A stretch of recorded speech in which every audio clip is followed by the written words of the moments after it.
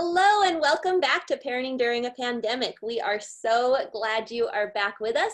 Tonight's topic is going to be extraordinary parents for extraordinary students. And we want to thank you all for joining us. This presentation, just a reminder, will be recorded so that we're able to show it and have parents that weren't able to come tonight watch it later.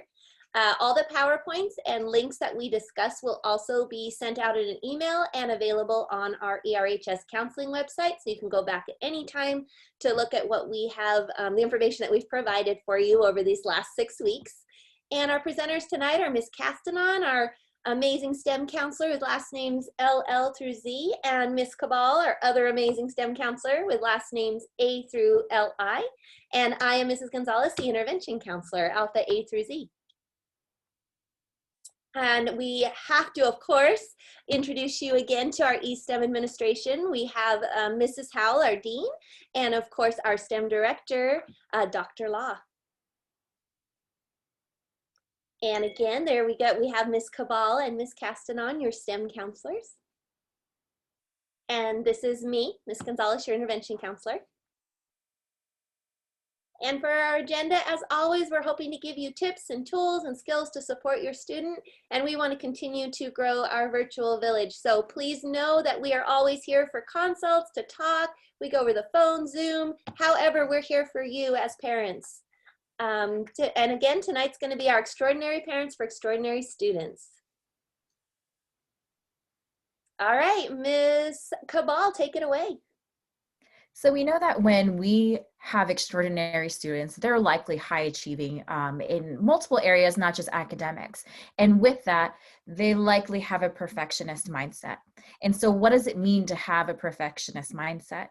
So our students think they must achieve at very high levels in multiple activities, or they must achieve at very high levels in maybe the one activity. So it could be that they want to always excel in their sport. They can be that they always want to excel in their instrument, or academically, they always want those straight A's. And we also know that achievement is tied to their worth as a person. If they don't achieve what they expect or what they desired, they can sometimes feel like they are failures or that they're losers. So the achievement, again, is tied to their self-worth. They pursue their achievement at all costs, even if it causes psychological or physical harm. And we know that at times when we have these students who are extraordinary, when we have these students who are high achievers, they tend to suppress their basic needs of self-care, of taking care of themselves stress-wise, and they just continue to pursue the high achievement.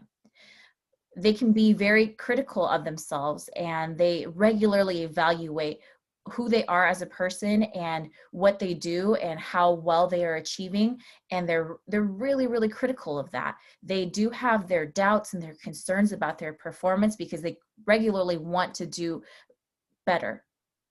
And being good enough is not good enough.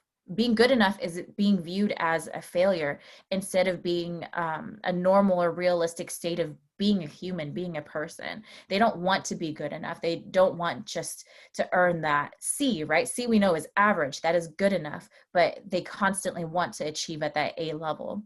So that's a kind of a basic understanding of what it looks like for our students who are high achieving, for them to be a perfectionist. And you may recognize that your students are here. And so here are some signs of what it looks like to have a perfectionist student.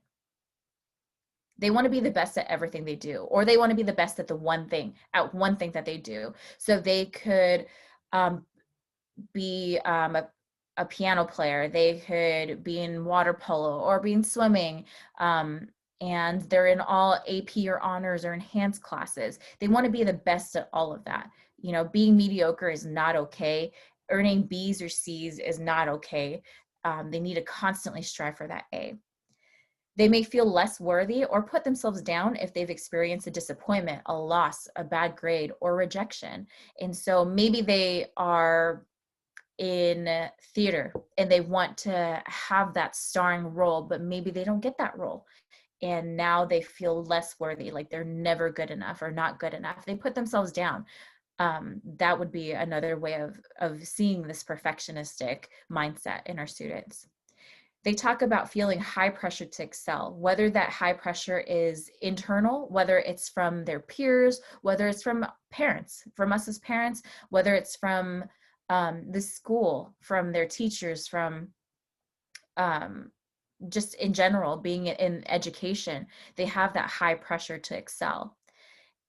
And if they feel like they constantly need to be in a variety of extracurricular activities because they have that pressure to achieve rather than for healthier reasons, or because they feel like this is what looks good for colleges, so they need to be involved in various volunteering activities and in this club and that club, but not because they want to be there, but because they feel like they need to be there in order to achieve. That's another sign of perfectionism. And lastly, and this is really important, having very high grades over a very extended period of time. So they've had straight A's for years and years and years. It's a good thing to have straight A's, but they can become very anxious about not getting those straight A's, because getting that B, that C, sometimes maybe earning a D or an F in a test, that would equate to being a failure, and they wouldn't approve of themselves, or maybe others wouldn't approve of them. And these are all signs of perfectionism. And sometimes we do, expect our students to achieve greatly, but we also need to be aware of at what cost they're achieving at. Because if they constantly have these high grades, but they're constantly stressed, constantly anxious, is that what we want for them? And so as parents, what can we do to help our students who are perfectionists, help our students who are high achievers, and help our students who are extraordinary? We want to make sure we are able to help them. And so here are some ways. Talk to them about the pitfalls of perfectionism. So yes, at times as parents, we want them to, do well. We want them to have a good future. But what are the pitfalls of perfectionism in itself? Talk to them about that. And this next one's really important. Let our kids make mistakes and learn from them. And that's a huge focus that we have on the science and engineering research project, is when our students are in these fields of being a scientist, an engineer, a doctor, computer scientist, in any of the STEM fields, they are going to have mistakes. And Dr. Law always says this, that Thomas Edison didn't just discover things right on the first try. There were constant revisions. WD-40, it was the 40th revision. So they have having these mistakes is okay, because what we want is for our kids to be able to learn from them, pick themselves back up, and continue on and push forward. And when they're constantly high achieving and they have that perfectionistic attitude, they could be like how I was when I was younger, where if I knew I wasn't going to excel in something, I wouldn't even try it. And for me, that's the kind of attitude I'm trying to make sure I change in myself, and that I don't teach my child, because I don't want her to, or want them to not try something just because they're not going to be perfect at it. So letting them make mistakes and letting them know it's okay to make mistakes is important. And of course, we want to observe how they respond to their disappointments and failures, or when they make mistakes, because we want to see, are they hard on themselves? Are they extra stressed? Are they anxious? Are they sad?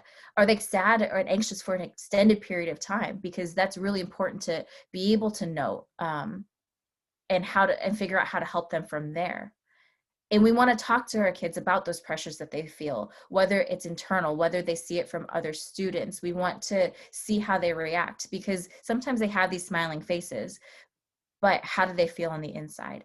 And as counselors, we see this and we hear this from our students, where we regularly hear them say, well, I'm doing fine, academically, I'm getting those A's, but I feel so much stress all the time. I'm feeling burnt out all the time. And we want to have those conversations with our kids so we can talk about ways to cope, because it's important to cope with that stress and that anxiety, because we all know that when we're constantly functioning at that level of high stress, we hit burnout, and we hit burnout fast. And our students are hitting burnout fast. And some of the ways as parents that we can help alleviate that is to praise their efforts, their persistence, their learning, their enjoyment more than their achievements. Because when they realize that we as adults see that they are trying so hard, they can then see in themselves that they are trying hard, and that's amazing. You know, we can praise them that they've learned something that was hard for them, they've mastered it. Or even if they didn't master it, you know, they earned that B or C, but they tried so hard in getting there. It's important for us to recognize that so that they can recognize that in themselves.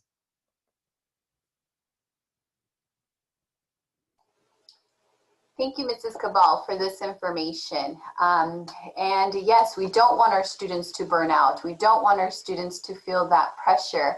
But unfortunately, they do have these pressures. They have the pressures of feeling like they have to be extraordinary, whether it's something that they expect of themselves, or maybe something we as the parents place that pressure, and it may be unintentional. The students are wanting to or expected to attend college. They want to get involved with extracurricular activities, have commitments with family, community, and more. Our students are clearly amazing and high achieving. There's no doubt about it. They spend much of their teenage life trying to excel in academics, which is great, but when it takes up a large portion of their time to where they neglect simple basic needs and or time with their loved ones, we need to remind them to balance their school life. So why do we say these? Why do we say this?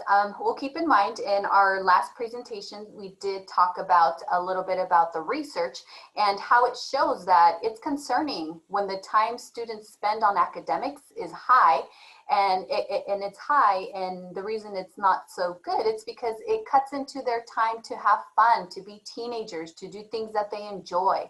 And not having that school life balance and spending those countless hours on just academics and often neglecting the activities that they enjoy or the people that they like being around can lead them to some stress and anxiety. So the pressures of stress and anxiety come from everywhere. They're challenging workloads from home with the high expectations, as well as record low acceptance rates to top colleges. The students feel the pressure that their academics is of high importance. It's been engraved in their minds that tests and grades is the end all be all of their success.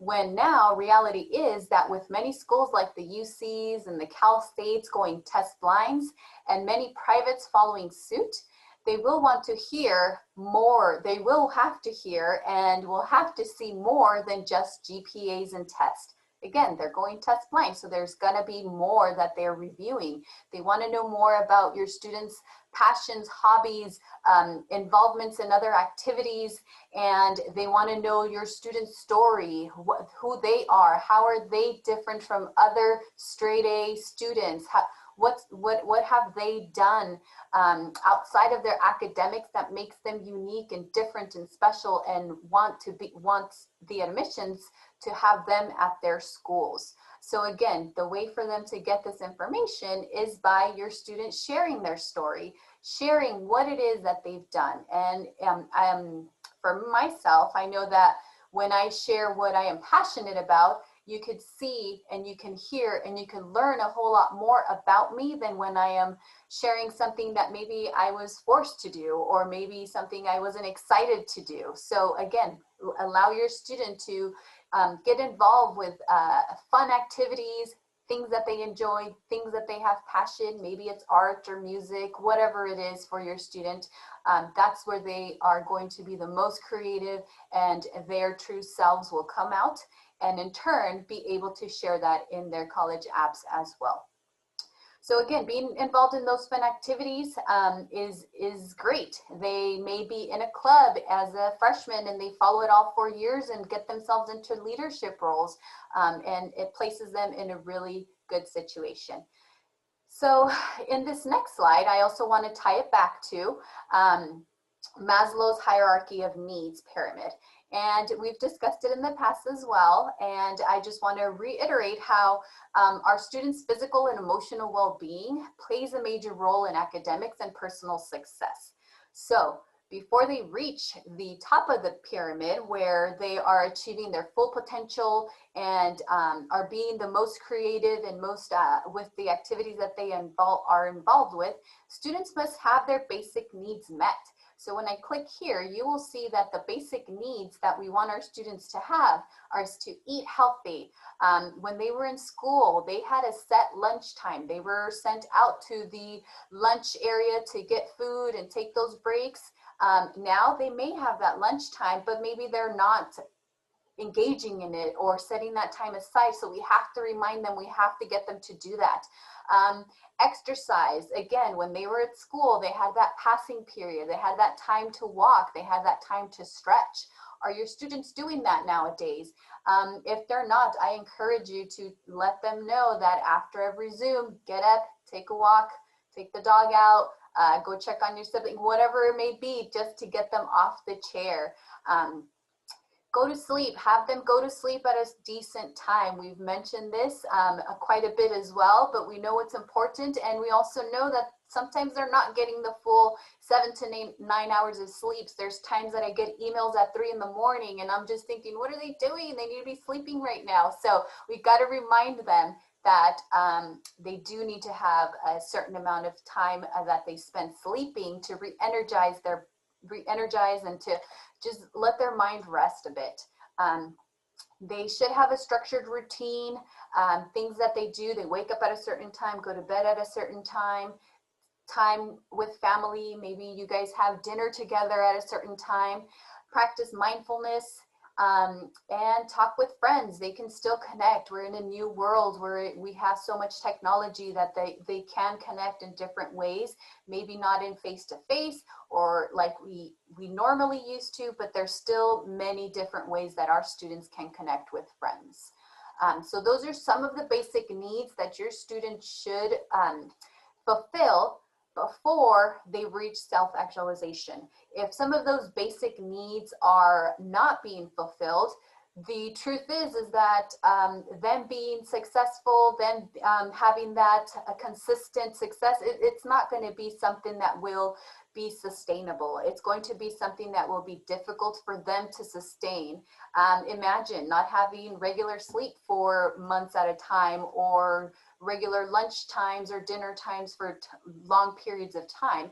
It will be very difficult to work at your full potential. So same goes for our students. So we want to remind them that those basic needs are definitely needed, as well as those psychological needs need to be met. Again, time with family, self-care, and relationships with friends. So all of these are important, and we just wanted to remind you and let you know that you as an extraordinary parent and your student as an extraordinary student need all of these physical and basic needs, psychological needs from Maslow's.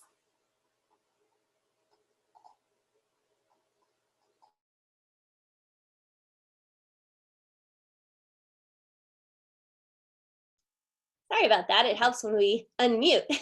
Well, thank you, Ms. Castanana, Ms. Cabal, for that really great information. I myself have a freshman at UCLA and a freshman in high school, and I know I'm really trying to model and help keep them balanced so that they can still do as well as they always have, because I know it's a different world right now with virtual, and our kids look to us because school's not there. So we take on a big role right now. So thank you for all of that information. So that is, we're going to be concluding our session 6, and next session on December 1st, we are going to have a celebration. So we'll be sending some information to you that we want to gather from you. So we're going to have our We Made It and our celebration and family care going into the holiday season. And we are just really excited to have you on this journey, and we're excited to celebrate with you next time.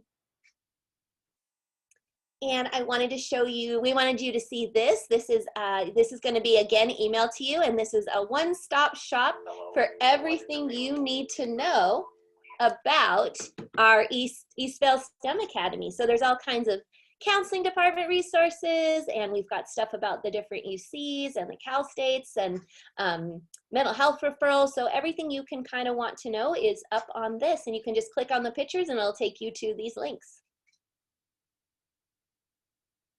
And again, we want you to stay connected with us. Please join our reminds. They're up there on the screen, as well as here's our contact information. Please do not hesitate to reach out to us. We are here for you. And we, again, want to build that village, and we want to be villagers with you. And that is going to conclude our tonight. And we will see you again next time for our last session.